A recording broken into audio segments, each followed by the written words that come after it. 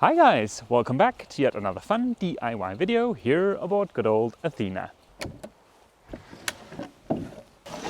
In this video, I get to work through some of my pent-up anger from spending $80 on 4 O-rings when I serviced the heat exchanger on my Volvo D240. What better way to get rid of those pesky emotions than to get a little bit destructive? I'm gonna remove this bulkhead here in between the old head and the aft cabin. Also in this video I'm going to remove most of the cabin sole to inspect the structural members that are hiding beneath it. I know some of them are wet, but hopefully I won't have to remove all of them because that would mean gutting the entire boat.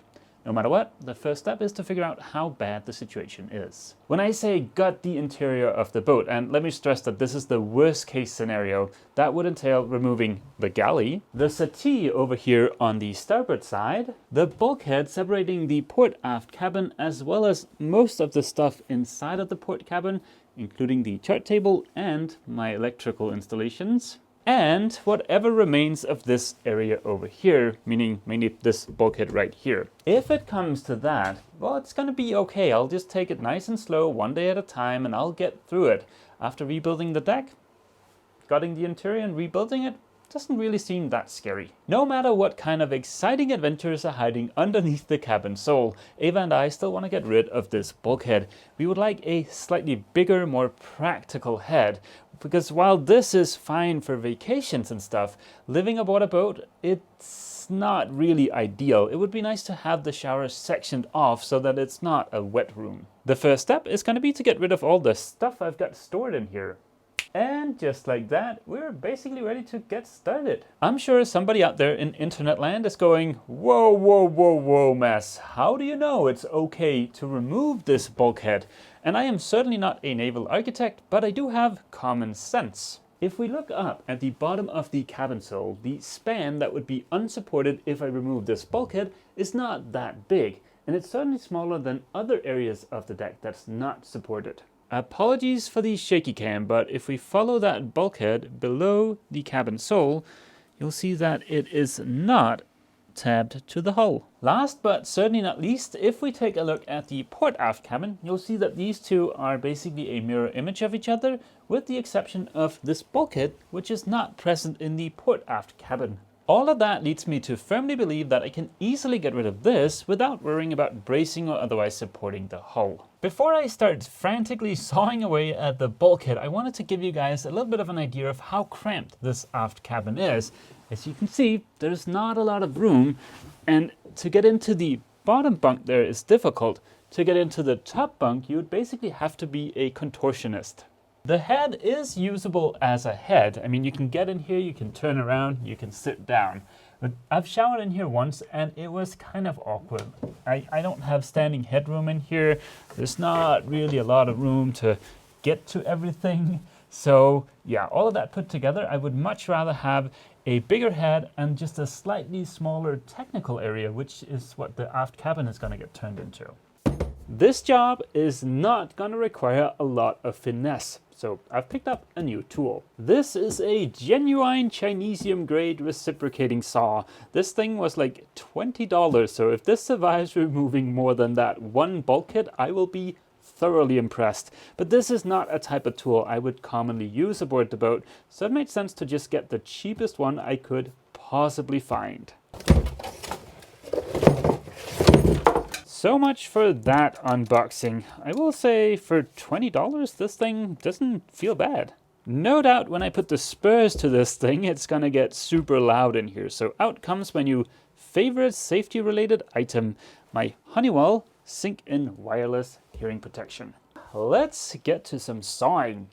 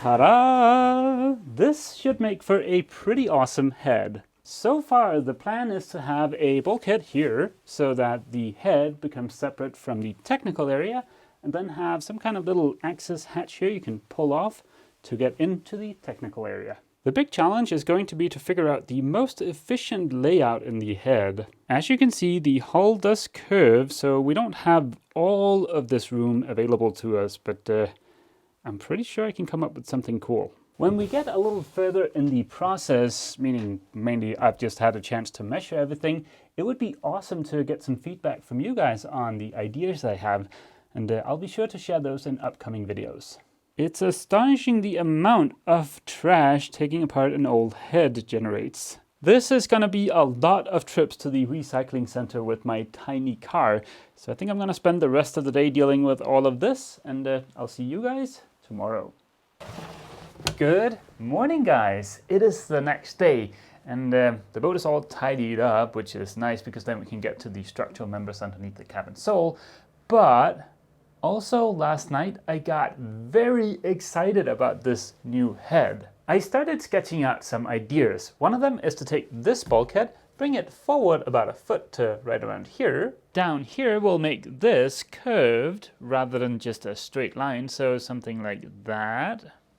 That would put the center of the shower right around here, meaning I would have plenty of standing headroom. But this is still a pretty confined space, and the challenge is definitely going to be to try and squeeze everything in here and not have it be too cramped.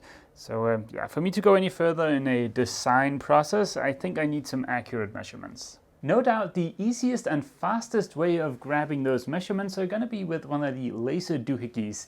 Unfortunately, I seem to have misplaced mine. I've ordered a new one, and hopefully that'll get here so that I can grab the measurements before leaving for LA. With the boat all tidied up, it should be relatively easy to get to those much dreaded structural members. So let's not put it off any longer and just see what's up.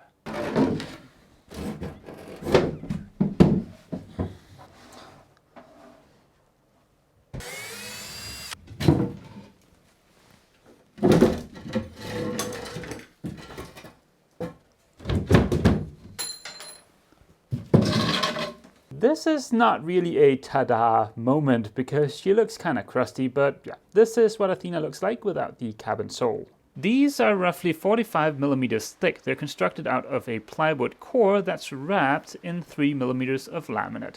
Looking at the plywood here, this looks basically pristine.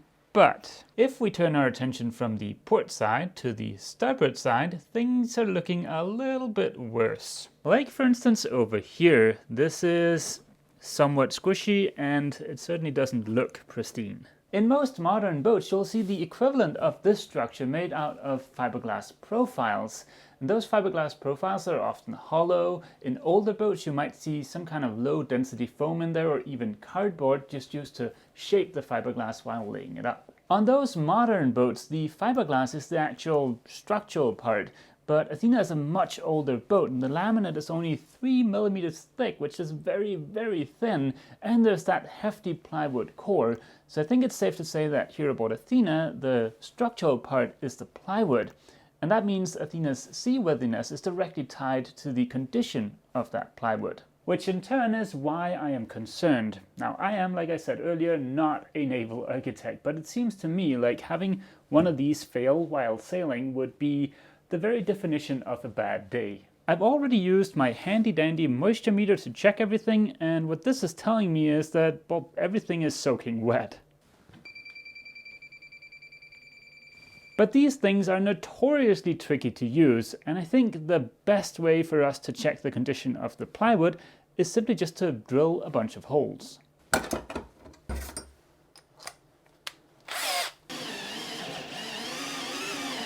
This is what came out of that first hole. It's not wet, but it feels more like some kind of mulch rather than plywood shavings. Just to do a quick little comparison, this is what fresh plywood looks like, and this is the stuff that came from that first hole. When I say this is not wet, that's true, but it's not really dry either. It's definitely damp, although looking at that, I don't really think that matters because That clearly is not good news.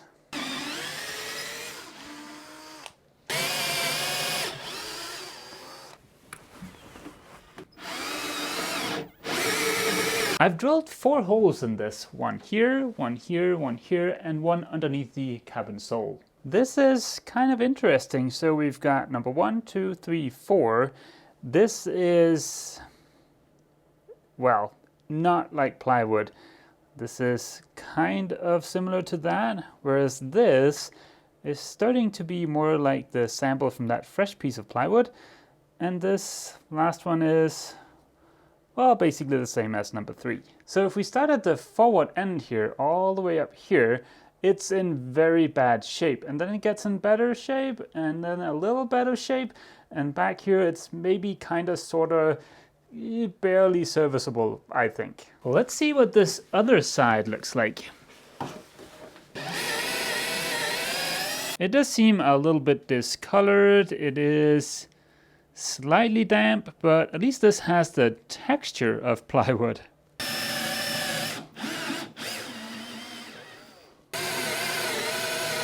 This is from the 3 holes I just drilled, and again, it's better than the first hole, but still this looks questionable to me. Let's try grabbing a sample from this one, the one with the hole where we can see the plywood looks pretty good. Not surprising, that hole has the best looking sample I've seen so far.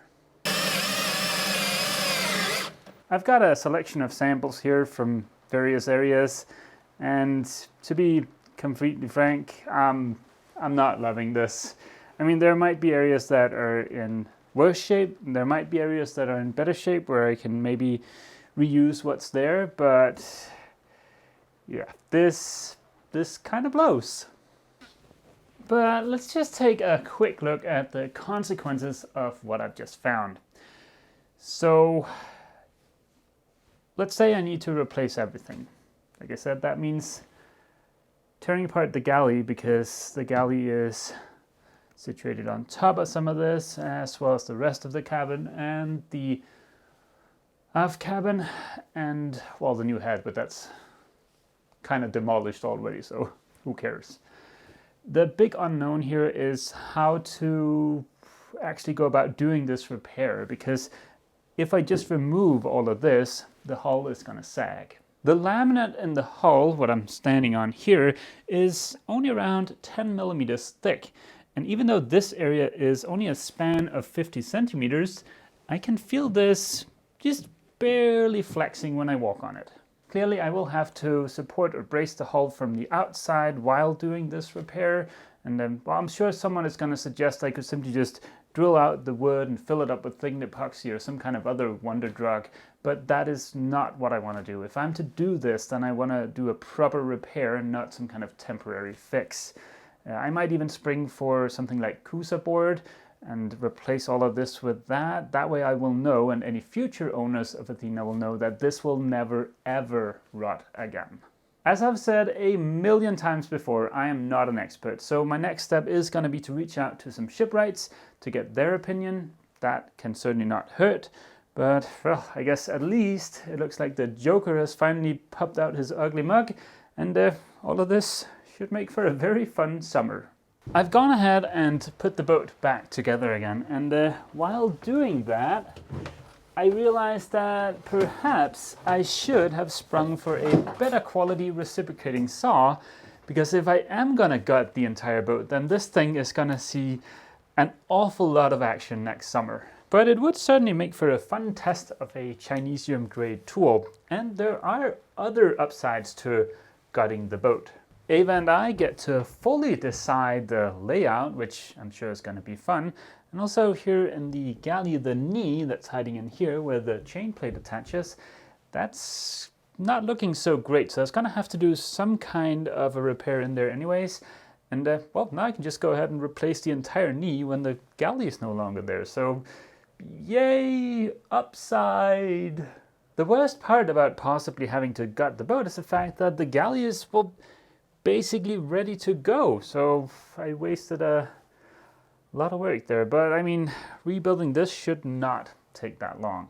What's actually worse than the galley is having to gut the aft cabin, because I put in also a lot of time in here, and I was actually kind of pleased with the way my electrical installations turned out. So yeah, but now I get to potentially have that bit of fun again.